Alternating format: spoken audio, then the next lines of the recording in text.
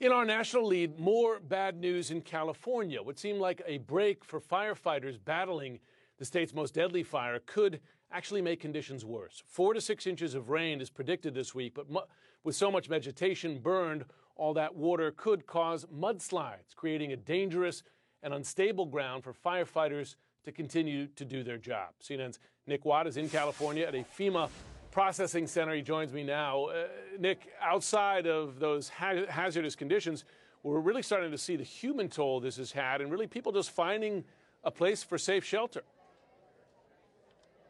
Well, listen, Jim, this used to be an old abandoned department store until FEMA came in, and it's now pretty much a one-stop shop for people affected by these fires. People coming here to get their birth certificates, marriage licenses, property deeds reprinted, to apply for new driver's licenses that they lost in the fire, also to get some low-interest loans to help rebuild. There's some free childcare over there. Even the Mexican consul has a booth here. You know, you mentioned the human toll here.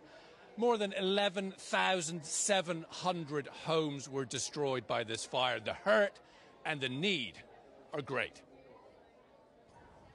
The list of those unaccounted for still nearly 1,000 names long. The grim search goes on. The number of people who perished in the fire weighs heavy upon me. I have chosen not to speculate as to how high that number might be. One environmental group claiming a day of breathing this air is equivalent to smoking several cigarettes. And heavy rain now forecast, fueling fears of mudslides like those we saw in Montecito, California in January after a wildfire, then rain. Yeah.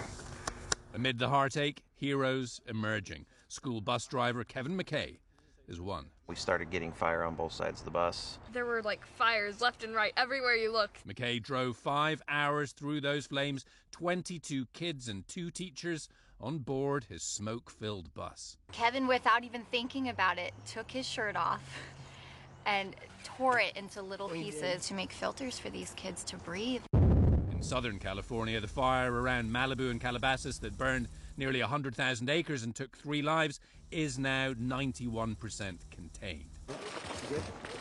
President Trump visited California's fire zone Saturday, pressing his much-maligned belief that forest management, not climate change, is the primary problem here. I was with the president of Finland, and he said, we have a much different, we're a forest nation. He called it a forest nation. And they spend a lot of time on raking and cleaning and doing things, and they don't have any problem. History has taught. Finland's president saying Sunday he can't ever recall mentioning raking to the president. Online, Finns widely mocking Trump. The campfire has burned 11 days now.